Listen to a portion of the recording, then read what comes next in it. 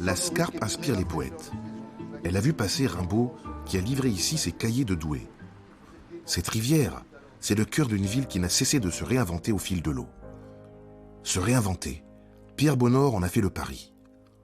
Cet enfant de Douai a quitté ses fonctions de responsable des jardins de l'Élysée pour prendre la direction du très beau musée de la Chartreuse.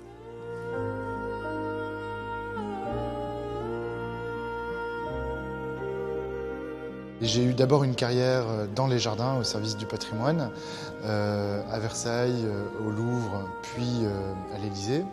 Et ma seconde partie de carrière, donc désormais, se passe dans les musées. On a tendance en France, depuis le XVIIe siècle, depuis Descartes, à opposer complètement nature et culture. Or, en fait, moi, quand je vois les œuvres autour de nous ici, elles sont toutes composées de matériaux naturels. Quand je vois une peinture sur bois, je pense à l'arbre dont elle provient. Les pigments sont des minéraux broyés. Je crois qu'il ne faut surtout pas opposer nature et culture, mais au contraire, voir tout ce qui se rejoint en la matière. On est dans un ancien couvent de moines chartreux des XVIIe et XVIIIe siècles. C'est un musée habité, c'est un musée qui a une âme. C'est des collections qui sont en écho avec les espaces architecturaux qui les abritent. Les points forts sont évidemment les écoles flamandes, hollandaises, la peinture de la Renaissance aussi, avec une très belle collection italienne en particulier, et puis la peinture française à partir des XVIIe, XVIIe siècle, est très bien représentée aussi avec une belle collection impressionniste. C'est le musée que j'ai fréquenté enfant en culotte courte, et puis parce que je suis natif de Douai, originaire de Douai, donc les œuvres me sont familières. Évidemment, je les regarde différemment aujourd'hui qu'à l'époque.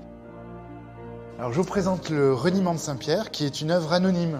C'est une très belle peinture du XVIIe siècle italien qui a été achetée à New York. Ici, Saint-Pierre est en train de renier le Christ en disant « ben non, je ne l'ai pas connu, je ne sais pas qui c'est ». Et il est dans le mensonge, et c'est pour ça que le peintre l'a représenté dans l'ombre. Et ce qui est très fort, c'est que Saint-Pierre, même dans son mensonge, reçoit quand même la lumière divine par le reflet de la lumière solaire qui frappe le vêtement et le visage de la bonne qui dit, elle, la vérité. Donc c'est à la fois extrêmement virtuose au niveau pictural, ce qui fait que c'est un très grand chef-d'œuvre de la peinture du XVIIe siècle et de nos collections. Et on a un cadrage qui est très étonnant aussi, qui est d'une grande modernité, avec des éléments de décor qui sortent de la peinture. On a en fait un cadrage hollywoodien avant l'heure. On est dans la chapelle du musée de la Chartreuse, qui abrite notre collection de sculptures du XIXe siècle. Ce qui est intéressant dans cette chapelle, c'est de constater évidemment ses grandes proportions, sa très belle luminosité. On ne peut pas rêver de plus belle architecture pour y présenter des sculptures en particulier.